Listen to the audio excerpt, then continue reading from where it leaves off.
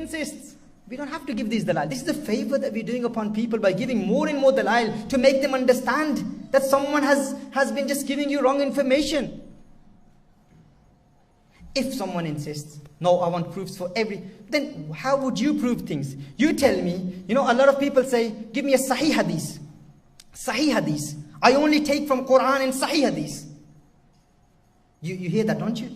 Common statement. SAHIH HADITH. What is SAHIH HADITH? Define a SAHIH HADITH.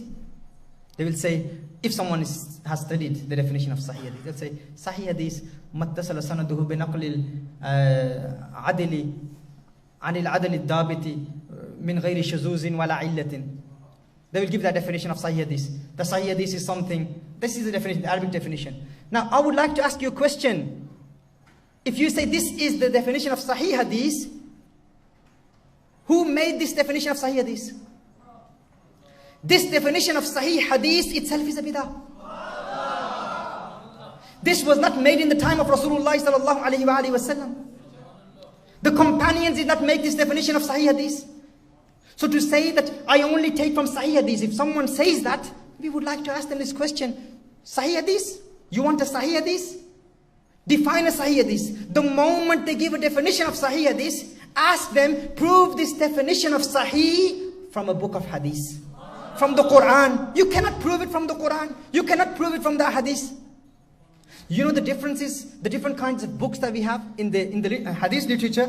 For instance, not only Sahih, you've got Hadith Mutawatir, you've got Khabrul Ahad, you've got Mudallas, you've got Mu'an'an, you've got Mu'annan, you've got Mu'allaq, Mu'adal, Mu'allal, Mutawatir, Khabrul Ahad, Mutawatir Lafzi, Mutawatir Ma'navi. All of these definitions of Hadith, did the Prophet sallallahu alaihi wasallam mention these? Can you find these definitions of Hadith? Can you even find these titles in the books of Hadith? No. It is a bid'ah. Undoubtedly this is a bid'ah.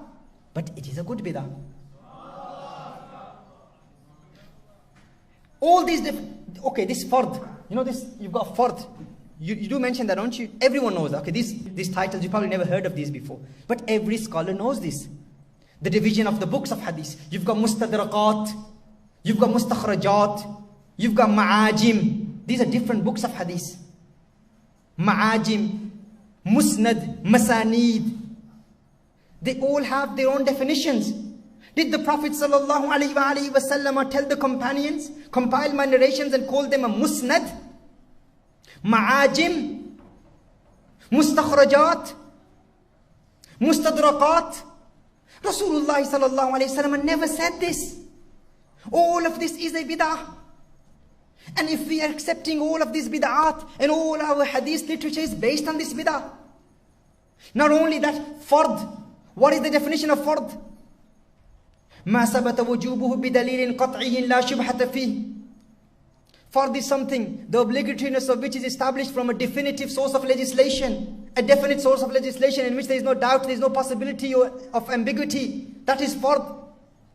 What is wajib? ما ثبت وجوبه بدليل ظني وفيه شبهة. Did the Prophet ﷺ define fard in this manner?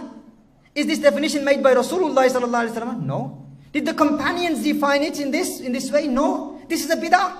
And there is no doubt that this is an innovation. And everyone believes that this is an innovation. And if this bid'ah can be accepted as bid'ah hasana, then why can't we accept Mawlidun Nabi ﷺ? How do we prove the permissibility of all of these things? They say, okay, but Islam says, بَلِّغُ عَنِّي وَلَوْ آيَةً. The Prophet ﷺ said, convey from me even if it's one verse, even if it's one single ayah, convey it. Rasulullah ﷺ said this. We say, but did the Prophet ﷺ ever say, define Sahih Hadith in this manner? Did the Prophet ﷺ, do you know Shaykh Abu Ghudda, in his Qawaid fi Ulum al-Hadith, he says, and Ibn Taymiyyah says that, he says that the first one who defined, who made the division of Sahih, Hasan and Da'if was Imam Tirmizi. This is a bid'ah of Imam Tirmizi.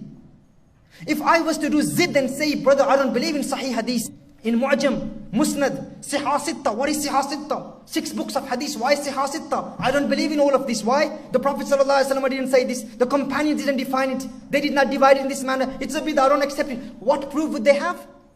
They have no proof. They will say, no, the Quran says, convey the message of Islam. كُنْتُمْ خَيْرَ أُمَّةٍ أُخْرِجَتْ لِلنَّاسِ تَأْمُرُونَ بِالْمَعْرُوفِ وَتَنْهَوْنَ لِلْمُنْكَرِ. The Prophet ﷺ said, بَلِّغُوا عَنِّي وَلَوْ آيَةً. So to convey the message of Islam, to preserve the deen, this is why we have to do it. We say to preserve the deen. We can introduce bid'ahs. Then to preserve the honor of Rasulullah ﷺ, why can't we hold the gatherings of Mawlid al-Nabi ﷺ? You see? How many spari are in the Quran? 30? Brothers, this is a bid'ah. This is an innovation. 30 spari. And I'm not giving you any examples of bid'ah lughawiyya. I'm giving you examples directly from things which are part of our deen. Is Quran deen or not? So I'm not giving examples of a microphone. Even though this computer, using the internet to give dawah, all of that, we accept that. But if someone says, no, give me examples within deen, then the 30 spari of the Quran, 30 ajza of the Quran. Did the Prophet ﷺ divide the Quran into 30 ajza? Did any sahabi do it? Did any tabi do it? Did any tabu tabi do it? No, this was done after atba'u tabi'in. In the time of Rasulullah ﷺ, 114 surahs. That's it. 30 ajza of the Quran is a bid'ah. But no, it's easier to memorize it. You know, this is something that makes it easy it is for a good thing. Then we gather our children and our brothers and sisters in the gatherings of Mawlid so that they can learn the seerah of Rasulullah sallallahu alaihi wasallam. That is why we hold the gatherings of Mawlid. There's a good purpose, here there's a good purpose.